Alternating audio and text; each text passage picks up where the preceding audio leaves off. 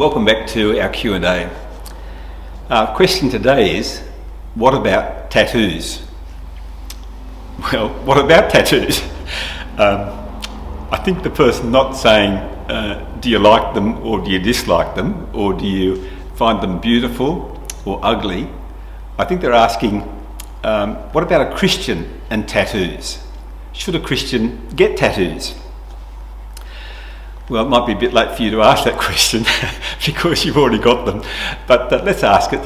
What about the Christian and tattoos? Tattoos are a big deal now in our culture, as you know. About 1 in 5, almost 1 in 4 people now have a tattoo. And it might surprise you to know that more women than men have a tattoo. And it might surprise you to know that a lot of people who have their first tattoo have it after the age of 35. So it's not always a symbol of parental rebellion in the way that it used to be. Mind you, I think the more that the over 35s get them, the less that the under 35s will want to have them. But there you go. About 3 in 10 people who have a tattoo regret having gotten it, to some degree at least. And 1 in 10 who have a tattoo are trying hard to find ways to remove it. Well, they're the figures. Some people love them, some people hate them. Some particular tattoos, I think, are not on for Christians. Can I say that right at the start? So a tattoo that, for example, is pornographic in its image, or a tattoo that makes your face look like an animal's face rather than a human being, is not on. God made us to be people, not animals, and there's a big difference. But many people I know, many Christians, quote the verse from Leviticus, which speaks in most versions about tattoos, though the Hebrew words we're not quite sure exactly what they mean. But Leviticus chapter 19, verse 28 says, "You shall not make any cuts on your body for the dead, or tattoo yourselves, for I am the Lord." Well, before we say, therefore you see, no tattoos, we'd have to ask, well, what did that verse mean in the context? Moses says, "You shall not make any cuts on your body for the dead, or tattoo yourselves," I think, for the dead. And we know that it was a pagan custom that in many cultures when somebody has died, you slash yourself and you put marks on your body on behalf of the person who has died. So the point of that instruction is that don't be like the pagans when it comes to funeral rites, to mourning. Don't use their customs. You be different because you belong to the Lord. So if we're not talking about funeral rites, then I think we have no verse in the Bible really that speaks about tattoos as such. Let me give you some reasons why you might want to not have a tattoo. And I'm reading here from a paper, from an article I picked up from a guy named Joe Thorne. And Joe Thorne began his article, he says, "I've been visiting tattoo parlours since I was a teenager. I got my first tattoo in the mid-1990s. At this point, I'm marked up from my chest, down my arms and onto my hands. And I'm planning on getting a lot more." So this is a guy who's into it. But he says in this article, let me give you 10 reasons not to get a tattoo. 1, it's mainstream and unoriginal. Everyone has them, so why follow the trend? 2, it stinkin' hurts.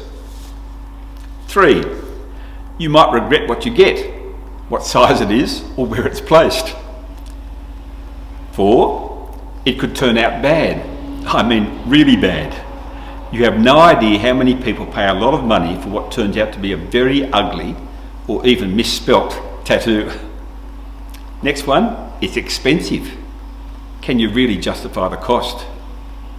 Next, it will draw attention. If you don't like people staring at you, this could be a bad decision. If you do like people staring at you, then there are some heart issues that need to be dealt with. No tattoo for you. Next one, you'll be judged. Even though tattoos are mainstream and broadly accepted, you will still encounter people who think less of you for the ink. Number 8, it's permanent.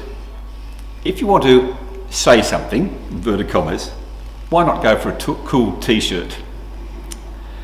Number 9, tattoo removal is expensive and it's even more painful than the needle. And number 10, it stinking hurts. That bears repeating, he says. There are some reasons why not to do it. But we could add some others, I suppose. If you're thinking of getting a tattoo in order to make a statement in opposition to what your parents want you to do, then it's not on. If you can't do it with a clear conscience, don't do it. If it's a problem for a weaker brother, somebody who might do it because you do it, even though he thinks it's wrong, then don't do it. If it's a barrier to ministry, some people aren't going to listen to you, want to talk to you. If it's a barrier to relationships, if it's a barrier to even marrying somebody, then don't do it. If you're wanting to draw attention to yourself, as he says, Joe Thorne says, don't do it. But when it comes to, does the Bible say you mustn't have a tattoo or you must have a tattoo? No, it doesn't say either. I guess it's a bit like makeup. The Bible certainly is against improper makeup, makeup that draws attention to yourself, makeup that hides the things that really matter most, the imperishable jewel of a gentle and quiet spirit, for example. But no, there are no rules that say you must have makeup or you must not. Likewise, when it comes to tattoos. I wonder if there aren't just 4 big questions when it comes to the question of should I or shouldn't I? Like there are, I think, same questions about a lot of issues in our lives. Number 1, don't turn personal preferences into biblical principles. You may not like tattoos, or you might. That doesn't mean they're necessarily wrong or right. So don't make a personal preference into a biblical principle so that you then judge others who don't see it your way. Number 2, don't use tattoos as a test of fellowship. You'll talk to the people, you'll trust the people who don't have tattoos, or the people who do. That would be quite improper. It's a mark on the skin. It's not a question about the person's heart necessarily. Number 3, don't be run by fads. You know, we all know the words in Romans chapter 12, verses 1 and 2, about not being conformed to this world, but being different, not being squeezed into being like people around us. If it's a fad, just think twice, because chances are it's not something you really want to run with. And number 4, act with a clear conscience. You want a tattoo? Well, can you say, yep, I'm getting this tattoo with a clear conscience for the glory of God? Or no, I'm not getting it because I believe it's for the glory of God. That's the question. I don't think there are too many more questions than that.